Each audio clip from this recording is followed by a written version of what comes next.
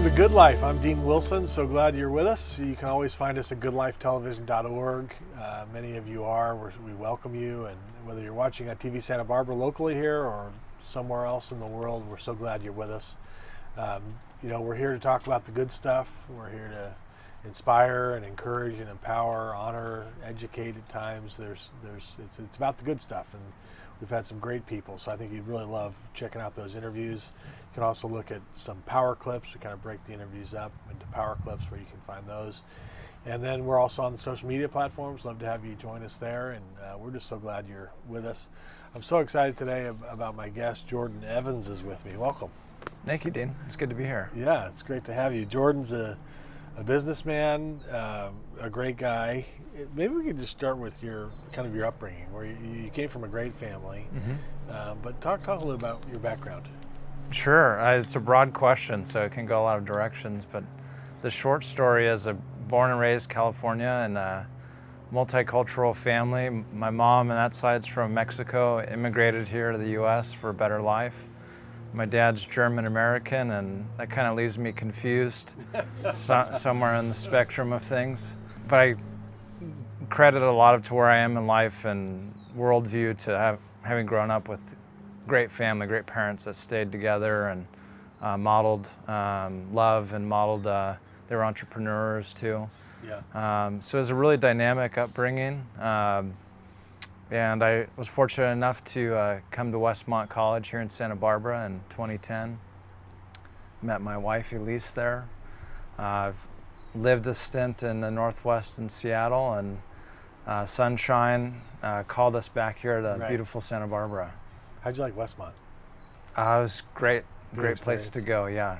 I studied economics and Spanish language and literature, and I can't recommend it enough. Yeah.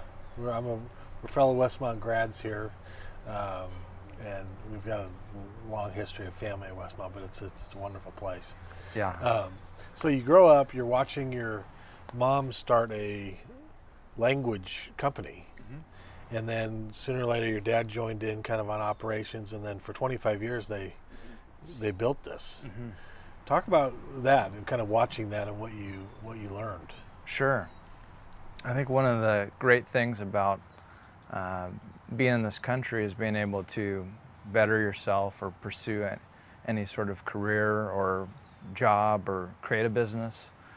And I got to see that firsthand. Mom was a Spanish interpreter in the 1980s. Spanish interpreter is spoken word, so going between English and Spanish. And she was helping out with local law firms and some local nonprofits too that had limited English-speaking persons come in, and they spoke Spanish and needed help. So she bridged the gap, and that started into a business, which is Language Network. And she started in the corner bedroom, and before she knew it, people were calling and saying, well, do you do Vietnamese? Do you do Mandarin? Do you do Arabic? And of course, she doesn't, but she knew others that did and found others.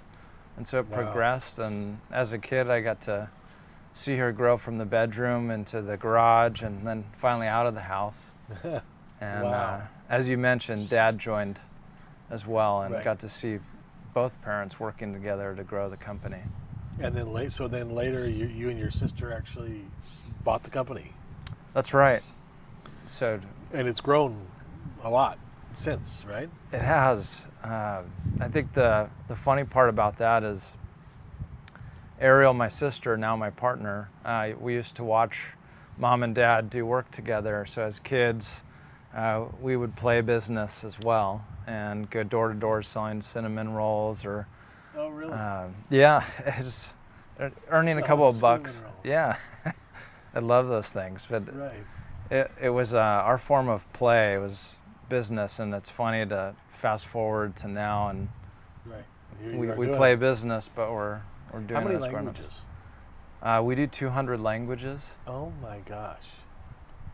Wow. So you have people all over the place, or how do you do that? Sure. The gist of it is that we live in such a diverse place. California has 220 plus languages, and so we cover 200. We're trying to keep up, and we live in a country where it's it's a civil right to be provided care in your language, and it's a beautiful thing, I think, about the United States, that if you come here and you can't speak English, that there are resources made available. And Right. so we kind of bridge the gap. Yeah. It's human powered. We work with professional interpreters and translators that are part of our network, and we send them out into the community, healthcare, nonprofit, education, social services. I mean, it touches every cusp Wow. and avenue of life. 200 languages. You know, language could be a barrier, but then on the flip side of it, when you get over that barrier, it's such a beautiful thing to connect people from. It is. I mean, which is kind of what you're doing, right? Absolutely. Yeah. So Absolutely. if you had to tell somebody the elevator speech on what your vision is for, is it still called Language Network? Yes, that's right. So what's kind of your vision or your mission statement or your Sure. elevator speech? Sure. Well, fundamentally, our goal is to enrich the communities and people we serve, and that's by enabling cross-cultural communication. So we really function as a bridge, so healthy communities can interact. People can get health care, can have justice in the legal system, can have access to social programs. So we kind of bolt ourselves on to the organization that we're serving, the local hospital, and their goals of providing a great standard of care to their patients. Right.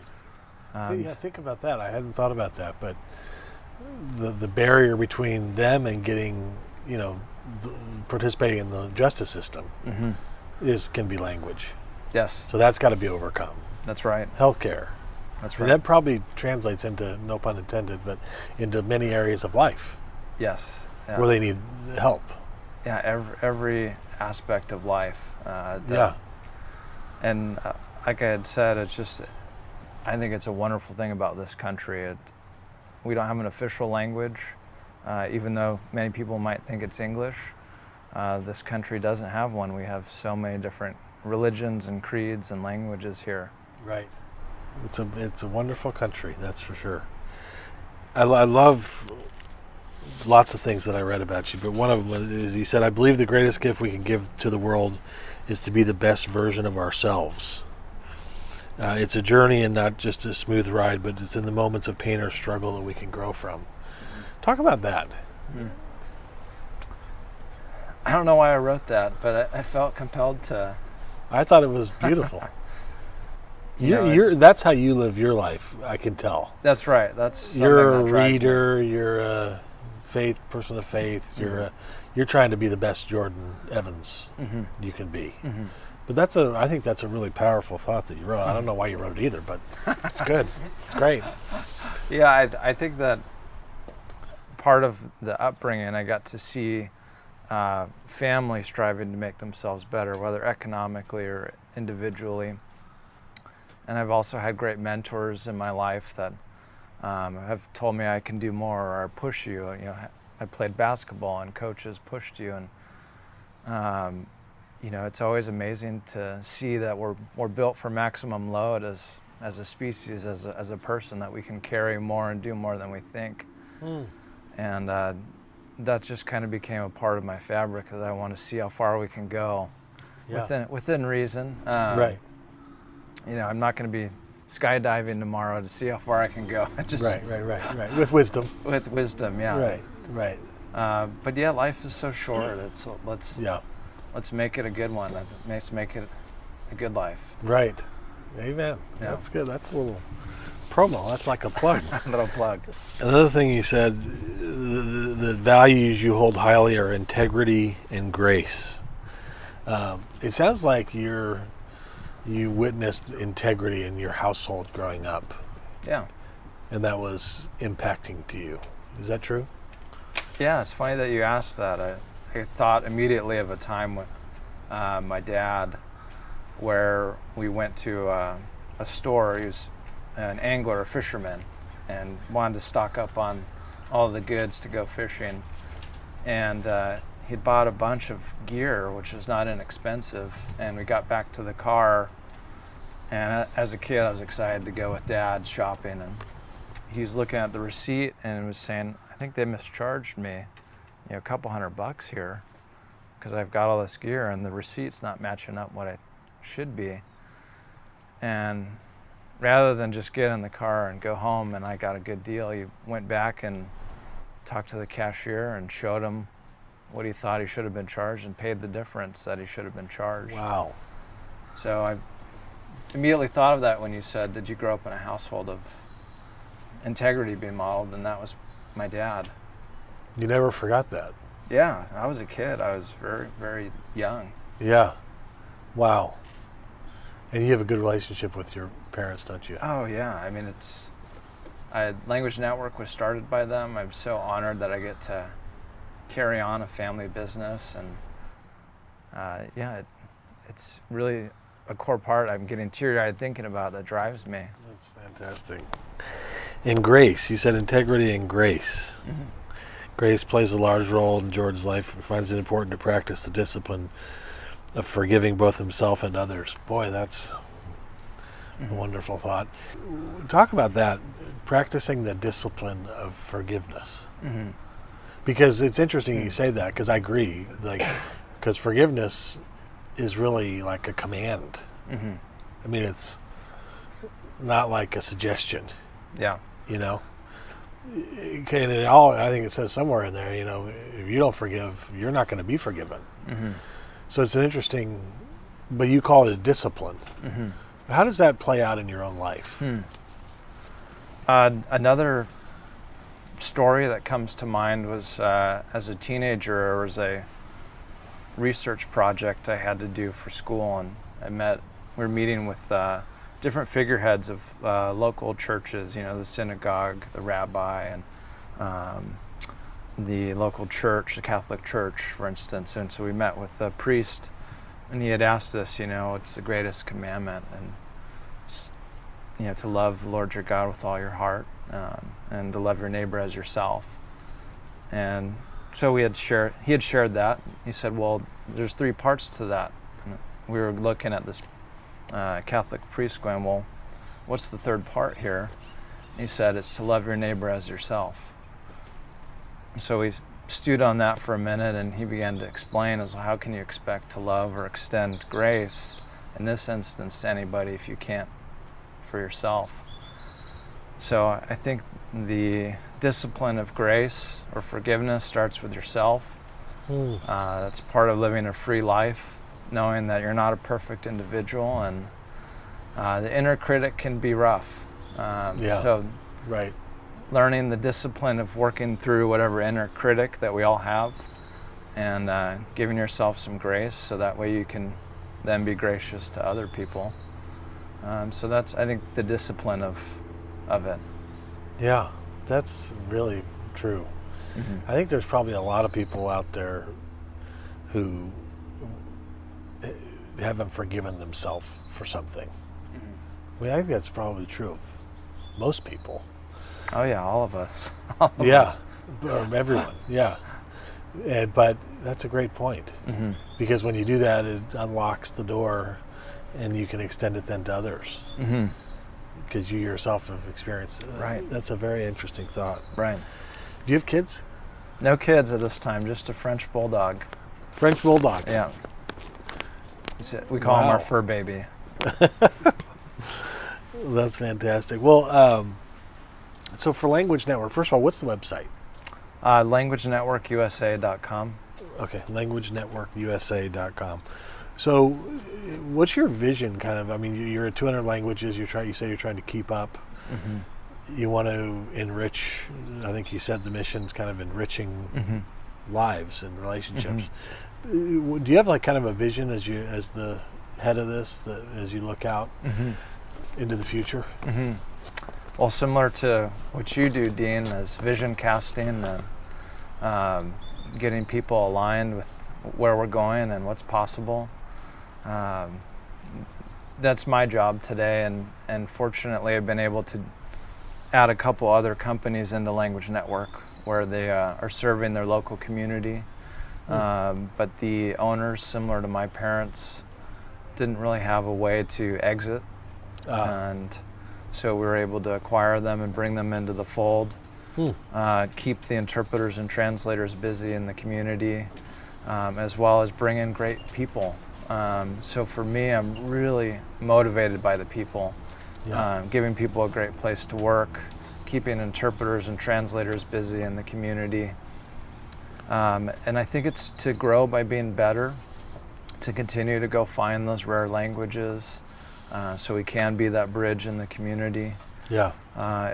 We're not trying to take over the world by any means, but in our small corner of the universe, we're just trying to do what we do really well, and that's bridge language gaps and cultural barriers. That's fantastic. And it sounds like you focused on the culture of your company as well as you do that, which is great. Right. How many languages are there? Do you know? Oh gosh, there are thousands. Yeah, I was going to say, isn't in India alone there like thousands and thousands? There are many different languages in India. There are thousands in the world. Many have disappeared.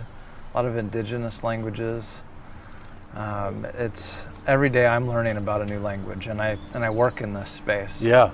So You think about heaven. You ever thought about that? How's that going to work? Like we always think everything's going to be in English, guys like me are like, it's not going to be in English, We're going to it's going to be a beautiful thing. Yeah. But anyway. That's a good thought. Talk about your bike ride. Yeah. And I want to just say thank you. And Jordan is doing this bike ride, and it's benefiting the Turner Foundation, which is the organization that brings good life to you. So I want to say thank you, and then talk a little bit about it. Sure. Well, I'm riding my bike 100 miles, and I'm honored that I get to partner with the Turner Foundation to raise awareness and funds for what you guys do in the community. Donnie, who's a good friend of mine from Westmont College, actually turned me on to the Turner Foundation and the wonderful work that he's doing with you guys, supporting low-income families and the community centers, and just kind of the critical needs that you guys fill and adapt, and even helping families with developmental disability. I think it's just such an amazing work that you guys do. So I've always wanted to ride 100 miles, but I couldn't get leverage on myself too. So this was the leverage. And now you're in. It's on TV. It's on TV now. You're riding. No backing out. So fortunately, I looked on the calendar. There's a Century Ride, Santa Barbara.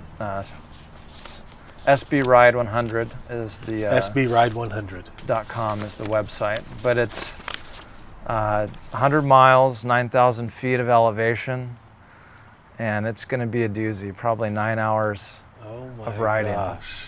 October 23rd, 2021, the premier cycling event on California's Central Coast. 100 miles. Santa Barbara waterfront, foothills of Montecito and Carpinteria, the famous 7-mile climb up Gibraltar Road. Ooh. That's a good one. It'll kick your butt. And so where do you, like if we wanted to watch you finish, it comes back to Ledbetter? That's right. It starts and ends at Ledbetter Beach. And it's about 9 hours. That's right. Oh my gosh. I can hardly drive 9 hours. I mean, I certainly, if I drive 100 miles, I need a break or two, I think. Yeah. This is a big deal. There'll be rest stops. You got to use the restroom. You got to stop and you do. You stretch get a little and break. refill. Yeah. Okay, good. There'll be some pit stops, but is that a Saturday? I believe it's a Saturday. Okay. Yeah. So Jordan's riding the Ride Santa Barbara 100, October 23rd, 2021, to benefit the Turner Foundation. We're grateful, and so if you'd like to support him and the Turner Foundation, how do they do that? Great question. There's a Spot Fund link that we're using. Spot Fund? Spot Fund okay. to Can raise. they find it on your Facebook page or somewhere? Yeah, I've shared it on my social media. I'll also share it with the Turner Foundation. The Turner. Okay, so both of us will share it. So the Turner Foundation social media, you can find Jordan Evans' social media if you want to look for him. But we'll post links to that Spot Fund so that if you want to support Jordan, I'm going to. We hope you will. It's a fantastic thing. So thanks for doing that. Of course, and like the quote you read earlier, life isn't easy or smooth. Right. And I definitely think about that while I'm on the road. Right. It's a journey. The butt starts hurting after a number of hours on that small seat. Well, hey, it's great to meet you. Congratulations for what you're doing with Language Network. You just seem like a great guy. Thank you, Dean. Appreciate it. And thanks for doing the ride. Of course. We'll be rooting for you. Thanks for watching. We'll see you next time.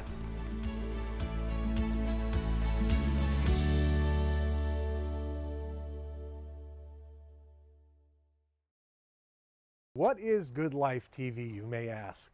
Well, let me tell you. Good Life TV exists to inspire, empower, educate, and encourage. Those are the things we want to do in a rough year that we're having. We want to encourage you. We want to inspire you. We're telling stories. They're real life stories. They're not all celebrities. They're people from all walks of life. And I think you're really going to be encouraged. There's a bunch of them at goodlifetelevision.org. So go there today, goodlifetelevision.org. Get encouraged. We love you. God bless you.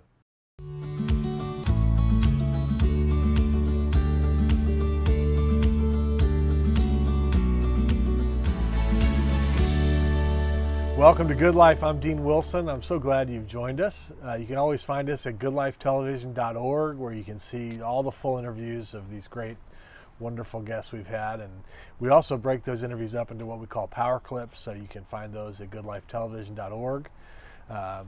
Good Life is here to focus on the good stuff, to dwell on the good stuff, and to dwell and to talk with the people that are doing great things, and people who are overcoming, and people who are entrepreneurs, people who are leading well. So that's what we're here for, and we're so glad you're with us, whether you're on TV Santa Barbara or at goodlifetelevision.org.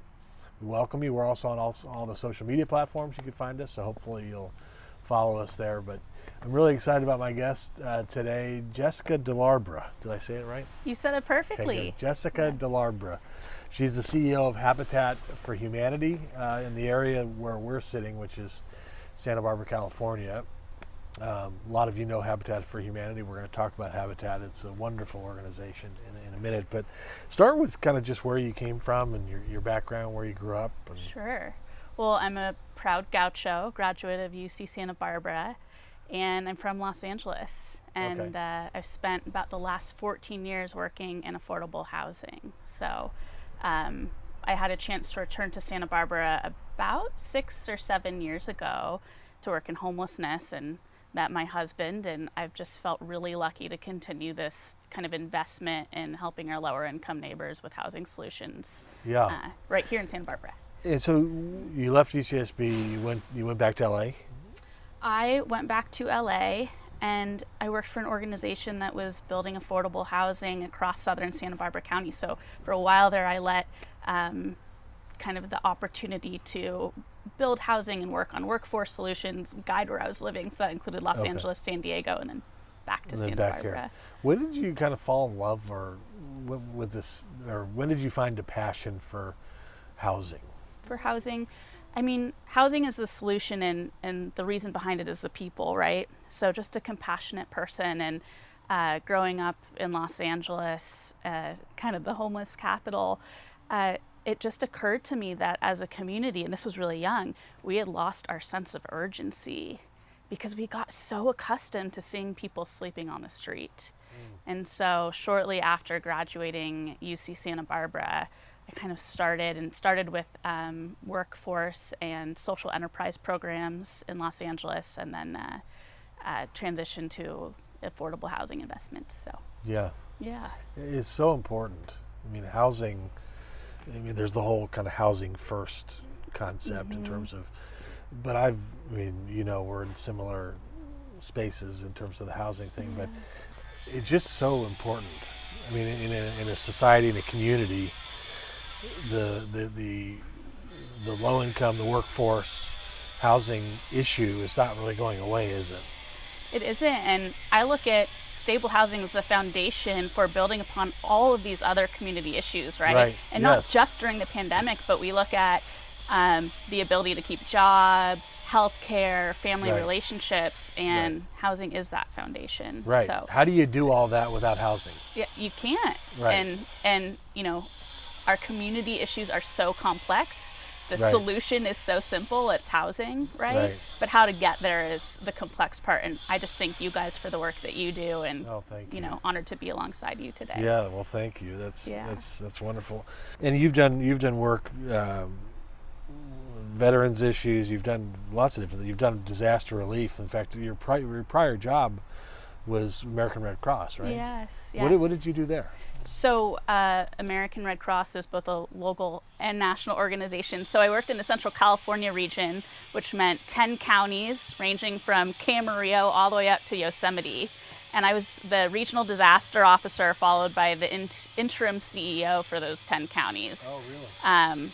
But I did actually work locally on the Thomas Fire and Montecito debris flow, and I ended up hopping over to Habitat in 2018, and Habitat did incredible work in terms of recovery efforts in the Montecito area as well. They did. Yeah.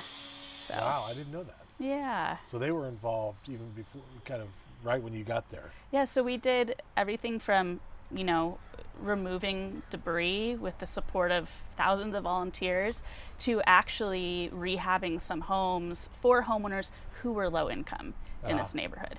So, Wow, yeah. that's wonderful. Thanks. Let's talk about Habitat. So Sure. take us back kind of to where it started, the vision. Let's pretend like somebody's never heard of Habitat for Humanity Sure. and they don't know anything about the organization. Take us through it. Sure. So Habitat for Humanity of Southern Santa Barbara County is our local organization, and as the CEO, I report to the board of directors, and our area goes from Carpinteria up to Gaviota. Okay. And what I always kind of say about Santa Barbara is behind the veneer of prosperity, there are just so many people with unmet needs. And those needs are housing. And sometimes we see them living on the street, and sometimes you don't see the level of need or poverty until you open a door. Yeah. And that can mean overcrowding in homes. It can mean multiple families in a very small space. Mm-hmm. And it also means homes that are in disrepair, people who are house poor. They own a home, they're lucky enough to get that inherited from their families, but plumbing that doesn't work, Right. holes in the flooring, holes in the ceiling. So Habitat since 2000 locally has been dedicated to building homes, communities, and hope. And we do this with the support of volunteers, and we build and sell affordable housing at an affordable mortgage. So there's a really strong self-sufficiency model. And we partner with our homeowners to build alongside them with both professional labor and volunteers, and we sell that home to them. So in Santa Barbara locally, we have 4 different housing development projects, and we're serving about 84 people, 50% of which are children. And then we have a vast home repair program. So we believe that there's just a continuum of housing needs, right? You have Section 8, you maybe have domestic violence housing solutions, and over here is homeownership, where kind of Habitat model lives. Right. And we believe we got to also keep people in their homes, those Right. homes that are 80 to 100 years old and seniors are living in them, and it no longer suits their needs. So we're both building housing and preserving housing, and it's all thanks to the support of this community.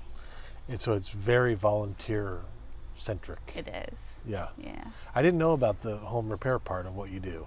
I've always known Habitat is building houses. Yep. But that's interesting. It is. And has that been a long time they've been doing that, or? It's not a new program, and I think also there's just a lot of community education and advocacy needed around helping people understand this issue. Being from Los Angeles, poverty is pervasive, and you can see it. And in Santa Barbara, as I said, sometimes you don't know what's going on Right. until you open a door. Right. So Or you don't know that there's, I think, a couple thousand, maybe more, 18 to 24-year-olds sleeping in their car. that's exactly or right. couch surfing, or in unstable living situations, which we've learned Absolutely. about. And then people can have health issues, and those are exacerbated by maybe they're lucky enough to have a roof over the head, but the home itself is not suitable to support their health needs. Right. So yeah, that's where we come in, and it's a real honor to do that work. I want to read the mission. So the mission of Habitat for Humanity, seeking to put God's love into action, Habitat for Humanity brings people together to build homes, communities, and hope. Our vision, a world where everyone has a decent place to live. You're not going to run out of work, are you? We aren't. And, I'm sure you relate. It's really hard work to do in Santa Barbara, in California. Yeah. And we just got to roll up our sleeves and do it. Yeah. Yeah. Talk about kind of your volunteers. I know you've engaged a lot of youth in what you're doing, apparently. Mm-hmm. If there's a parent watching this who has a young person who they want to see deployed into service in some way, talk about the way that you guys interact with youth. Yeah. So, a lot of the housing that we've built has been family housing. So about 40 children living in our homes. The primary areas of our volunteer opportunities, because volunteering in construction is a crazy thing, right? You're like, what? You're going to take volunteers and help them build a house, and it's the coolest part of the model. So youth can help with our builds as long as there's a parent there. And then we've done youth education in schools around affordable housing as well. Oh, really? So, yeah. I could just see it in your countenance. I mean, you really have a heart for people, don't you? I do. I mean, we're all connected, right? We are. It's and when you, I had an experience. 16 years ago, we bought a really tough apartment complex, and before we closed escrow, I walked every unit. It was 70 units, and I was shocked by what I saw in terms of. So it's not just like. What I'm hearing is your thinking, your vision's not just for, okay, here's a low-income family, let's help them build a house. I mean, you do that, and that's wonderful. But you're also thinking about living conditions. Absolutely. It sounds like. Which is, that way, walking those 70 units for me that time, I had no idea the kind of living conditions and the ways in which being a landlord or an owner, the power that you have to impact somebody's life. Something I'm very passionate about, and I think so many of us in this community have been exposed to. Yeah. Right? Yeah. But it's unbelievable what happens because, and I've tried to share this because I feel like it's been like a revelation or something, but when you do that as an owner, as a landlord, as an apartment complex owner, let's say, you impact the quality of life of the person. Their behavior changes. The sense of community changes. The crime changes. You know what I'm saying? Absolutely. There's so many, I don't know what the word is, tangential benefits or outcomes that come from just deciding that you're going to care about the living conditions of the people who live. I mean, are you tracking? Are you with me on this? Absolutely. And I think it's our role to invest in dignity in those who we serve, right? Yeah. So in my work in homelessness or supporting people with chronic homelessness, if you support them by providing them with shelter that's really run down and the behavior that might happen in a facility versus providing something new where they can take pride in where they live, they're going to feel more motivated. Whole different thing. Yeah. So. It's like the antithesis of the projects. I was in Dallas for 10 years. Yep. And Dallas exactly right. Isn't that true? What we think about when we think about the projects is it's almost like caging people. Like in Dallas, there was 22 of them. There was 22 of these projects, and we were literally doing the opposite. We were saying we're going to do nice, we're going to do new, we're going to love them, serve them the best, we're going to get the best, we're going to, and see what happens. And we did, and crime went down 98%, and occupancy went up, and turnover went down, and all these great things happened. So I went to the head of the Dallas Housing Authority, and I said, please turn over your 22 complexes to me. Yeah. I have a solution. They didn't do that, but I wish they would have, because I feel like what you're talking about and what we're totally in agreement on is a solution that's completely different than a typical government project where bad things happen. And diversifying our communities is part of that as well, right? Right. The approach with Section 8 to do scattered site housing, Yes. community integration, there's just so many models, and it's been interesting even the last 15 years to see how it's evolved and with all of our lessons learned. Yeah. Yeah. Yeah, I feel like what we've learned and what I think is just true about human nature, what you described, when you put somebody in this context versus this context, what's going to happen? Absolutely. We've learned that. I feel like if that message was spread to more owners, that there could be really good things could happen. And there's this trickle down effect, right? Like you said, that it ultimately can impact neighborhood safety. So one of the programs also that Habitat does is neighborhood revitalization. And so we can recruit volunteers from local neighborhoods so that they're investing in their own community and do street cleanup and weed removal. And then the idea is ultimately you're creating informed stakeholders, walkable neighborhoods can ultimately reduce crime. So yes, yeah, it's it pretty does. cool stuff.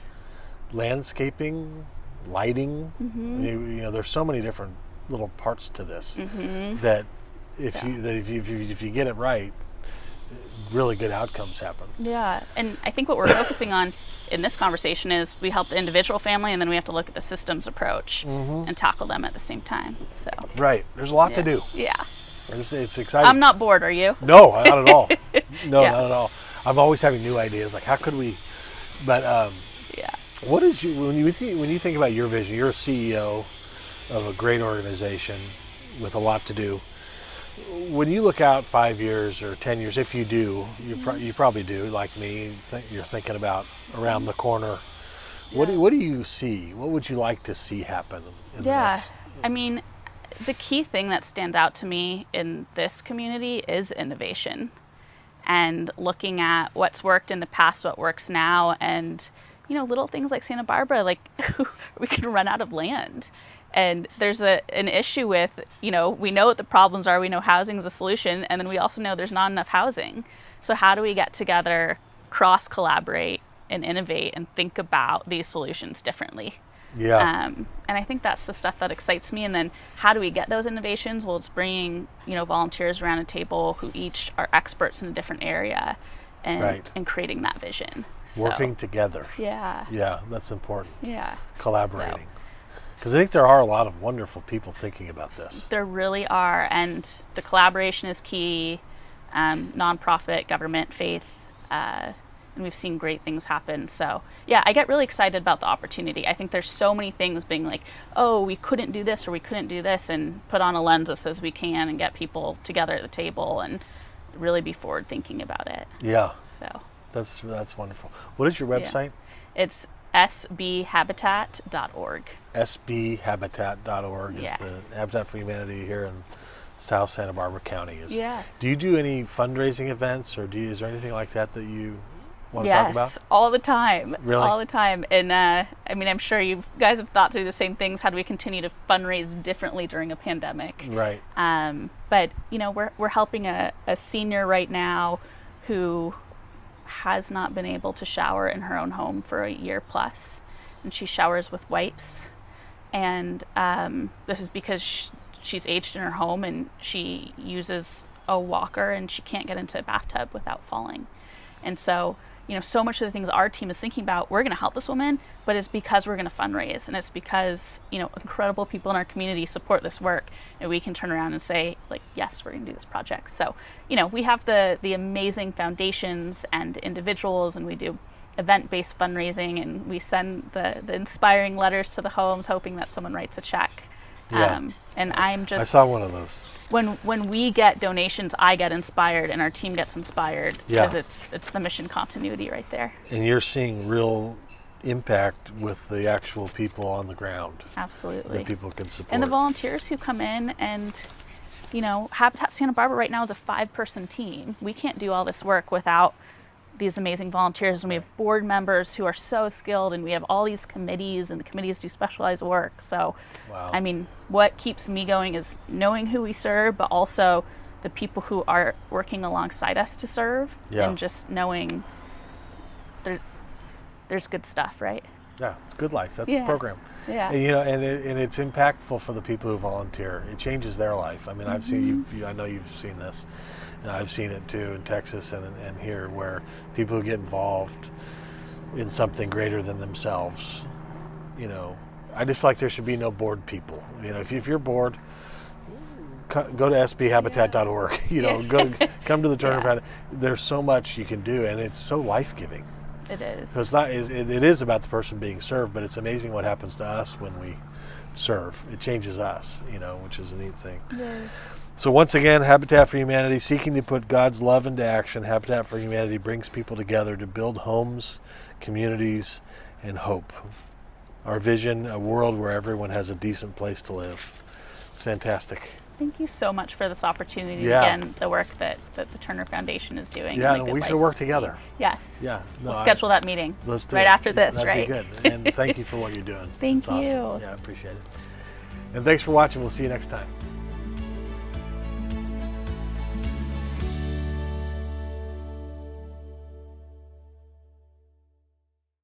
When I wake up in the morning, I think of you. And I think of how can Good Life TV inspire you, encourage you, motivate you, empower you? Because in a rough world right now, that's what we need to do. We need to stick together. We need to dwell on good things. We have 86,400 seconds per day. What are you dwelling on? Well, at Good Life TV, we want to help you dwell on the good stuff. Go to goodlifetelevision.org right now. goodlifetelevision.org. We'll see you soon.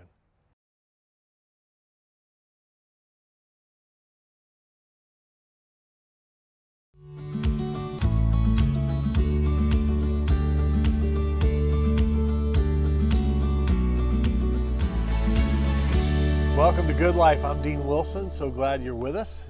You can always find us at goodlifetelevision.org, by the way. All the interviews are there. There's a lot of power clips. We kind of break up those interviews into some great moments, and we'd love to have you check them out. If you're joining us on TV Santa Barbara or anywhere around the world, we welcome you. We're so glad you're here. Good Life is about the good stuff, and so we're glad to be here again to celebrate some of the good stuff, meet some great people, great stories, and so thank you for joining us. I'm really glad to have Dean Noble here today. Dean's the executive director of the Elings Park Foundation here in Santa Barbara, California, where we're sitting. So welcome. Thank you, Dean. Dean and Dean, the Dean and Dean show. There we go. Yeah, I don't need a lot of Deans. It's good. It's refreshing. Start with your background. I knew you were from Hawaii, I think, originally, but kind of tell us where you came from. Yeah, born and raised in Honolulu. My father took a one-year teaching job in 1963, and my parents never left. Really? And went to school at Pepperdine University and then stayed on in California, worked in the entertainment industry for a while. When my wife got pregnant, wanted something a little more civilized, so spent 13 years at the beautiful Santa Barbara Zoo. And then when it was time for a change, my family and I spent a lot of time at Elings Park, and I thought that would be a fun job, and it has been, mostly. Nice. So you Pepperdine, you I think you got your MBA or from Cal I went to Pepperdine University undergrad, got an MBA at Cal Lutheran, Okay. keeping it local. The only really non-local part is I got to work on the Universal Studios Japan Yeah, I was going theme to ask park you about project. It was a old industrial site in Osaka. Universal wanted to do what Disney had done. Tokyo Disneyland was just making money hand over fist. So the brand idea was to bring authentic American excitement to Osaka, which is Japan's second city, and it was a wonderful, wonderful time. I ate very well and picked up a little Japanese while I was there, and eager to go back any chance I can. that. Wow, and you were there for how long? I was on the project for about 10 years. The longest stint of time I actually spent in Japan was about 6 months. Mostly my job was to take our trainees, our future executives around the theme park in Hollywood, and then Orlando, only in the summer, of course, to tour them around there. Wow. And how has it gone? The theme park project is, I think, doing well. They continue to expand. You know, what was really interesting about the property is we had the movies, but because it was a new territory, Universal was able to license the Snoopy properties. Peanuts is popular in Japan, and then the Sesame Street characters as well. Wow. So that's an interesting project. Yeah, it was absolutely wonderful.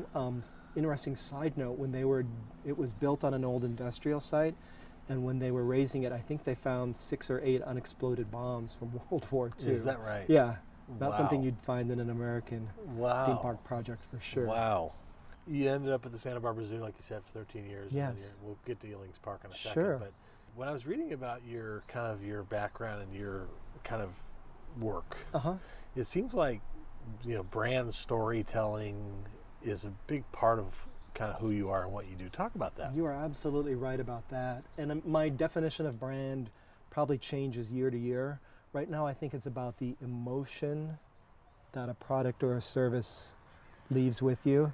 And you need to carry that through from the person who's answering the phone, the person who's greeting people in the office, social media, website. And that really all comes back to what is your mission? What is your organization doing that nobody else is doing? And for me, one of the fun things about being at Ealing's Park was, what are the one-of-the-kind stories here? We had 2 guys from Audubon that have spotted over 141 bird species. We have a record 77 teams playing softball. We're softball I'm Central. Are you? Oh, fabulous. Oh, yeah. When We I didn't do that well. But when I'm But having a tough day, I was telling 2 of the guys on your team, they play softball there as well. That's the place I go to just to kind of hang out in the early evening, just to watch the people play, to see the dogs running around and realizing, Nice. this is what we're here for. And Dean, that kind of all ties back to what is that emotional component of the brand. And Dean, over the last, 18 months or so, getting outside has never been more important. Passive use of the park has skyrocketed. It was a little tricky financially because we didn't have a lot of the organized sports or the weddings or the events that we rely on, but people were out there flying kites, playing catch, practicing free throws, hiking and biking exploded. So right now, that part of the brand, I'm wondering, how do we keep those healthy activities? Right. How do we keep those beautiful feelings? How do we keep heart rates up and keep people back at the park? Yes. That's really important. Yeah. So in some ways, COVID was good for the outdoors. Yeah, right. We all Yeah. got Netflix to death. We all did. Yeah. Yeah. And the devices can't do what in Ealing's Park. And Dean, now there is the research, with the technological revolution, where they have the data that can show the benefits of living in proximity to green space. When we're very much an urban park, we're surrounded by houses on all 4 sides. Yeah. Even just time outdoors, especially for senior citizens, Yeah. decreases depression, decreases loneliness. Right. So at one point back in the 80s, some wise city fathers thought, here's an old dump that we want to turn into a park. It's going to be good because we need more fields. But now it's almost become therapeutic, a balm, something a physician could write a prescription for. Right. Isn't that amazing? Yeah.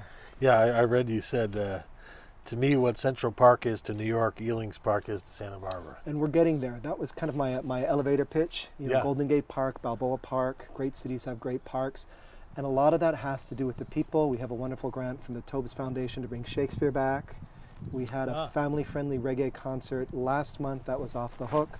Kids free, adults $20. It was a total love fest. The next iteration is this Friday. We've had the ballet there.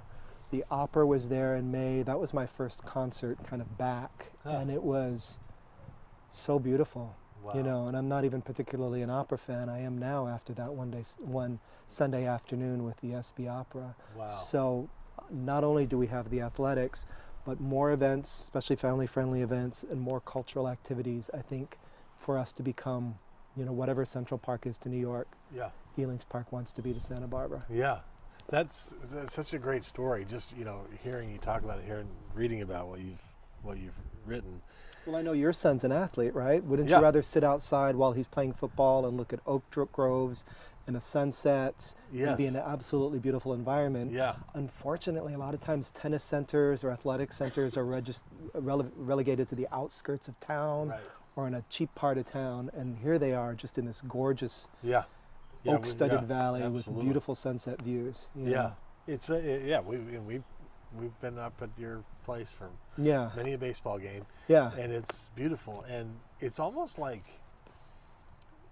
a lot of the important stuff in life happens at Ealing's Park. You're right. A lot of weddings. Yeah, A lot proposals, of I'm sure. Proposals. Yeah. Even who was I talking to? A young woman who met her husband playing softball. Oh, really? So weddings, memorial services, graduation ceremonies Yeah. for preschools, and Santa Barbara Middle School always does their graduation ceremony. Yeah. And to be able, that all circles back to the brand, to have that nostalgia, Yeah.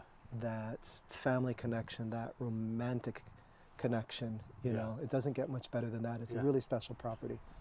That's amazing. Yeah.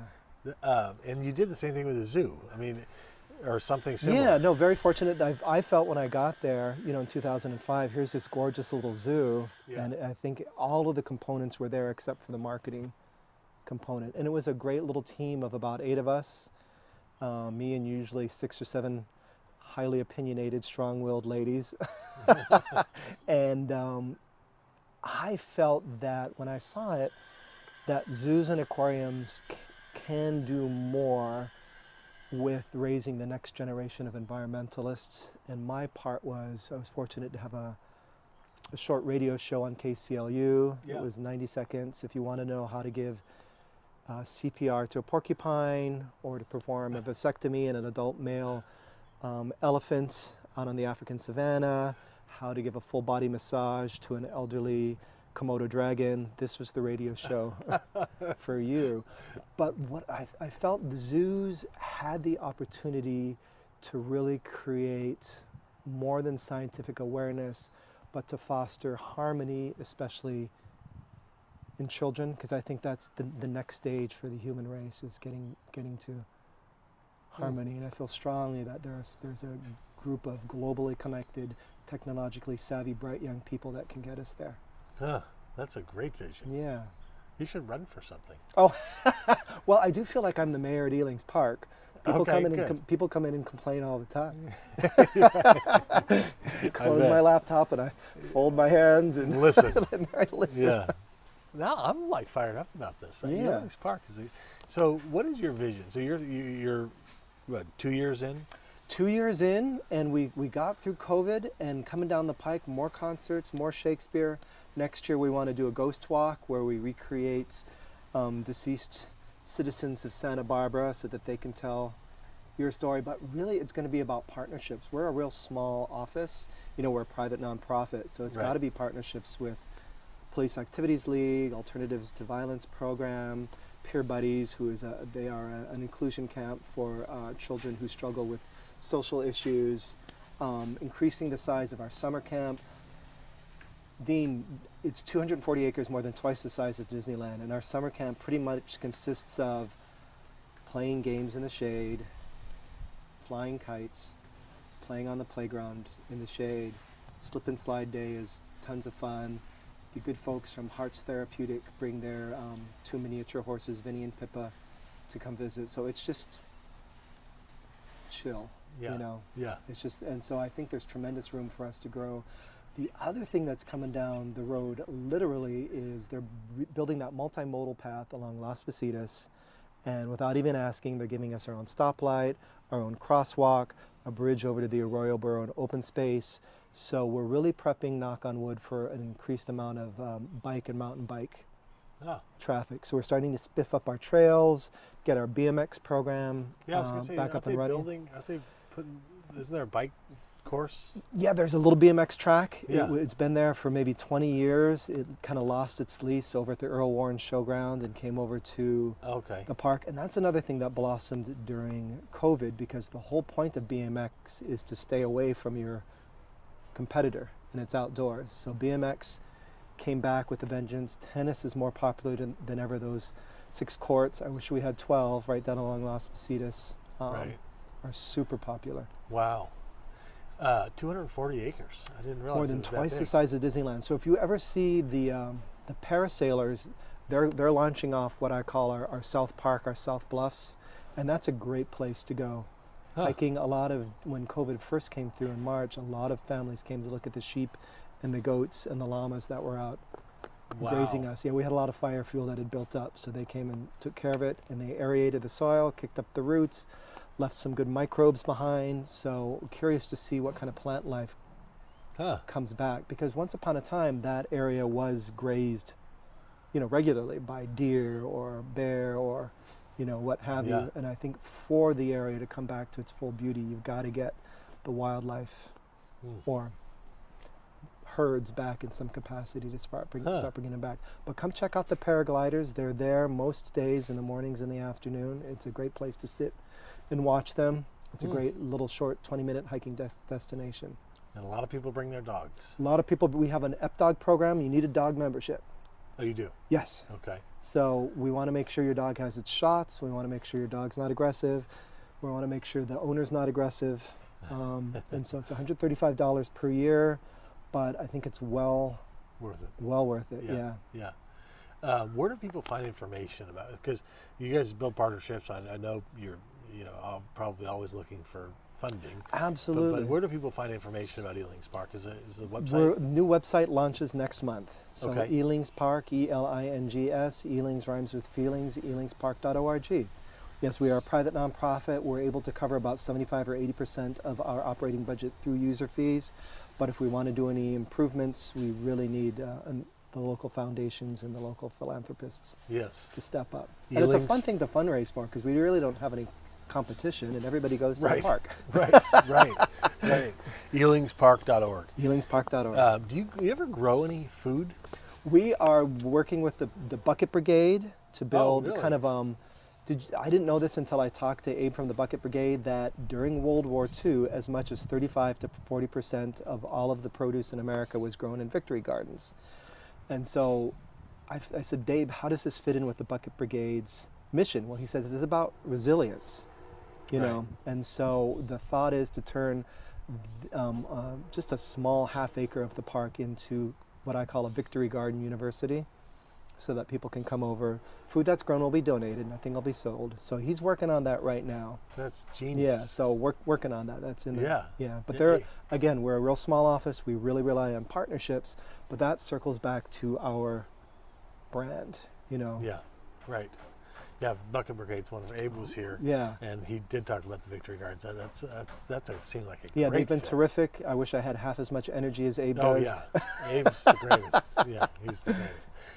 So elingspark.org, people can find it. If they want to have a wedding there, Please, I think we're the finest wedding site in all of Santa Barbara. yeah. Godric Grove it's called, and it's got our amphitheater has sweeping views of the harbor, the ocean, and the city. But then when you go over to the reception site under the shady oaks, you can see down to Henry's Beach and watch the sunset over the Channel Islands. Wow. And it's all yours. I can't remember, maybe 40,000 square feet. We have a grassy area, we have a deck area, and we have an amphitheater area Beautiful. as well. So weddings, if people are interested, they just Absolutely, Give you a Elings call. Park. Or just swing on by. The park's open. Just keep driving up and up and up until you can't go yeah. any further. Park your car and walk around. It's wonderfully romantic. Yeah, that's fantastic. Great work. Well, thank you, It's Dean. great to meet you. And Great to meet you. Yeah, we'll look forward to working together in Well, some way. if you want, come do some of your episodes up at That'd be fun. Godric Grove. That's a great idea. Yeah, please. I'll We come got to that the on site tape. feed. You got it on tape. Thank you. Thanks for coming. Thank you so much, Dean. I Great to- appreciate it. Yeah. We'll see you next time.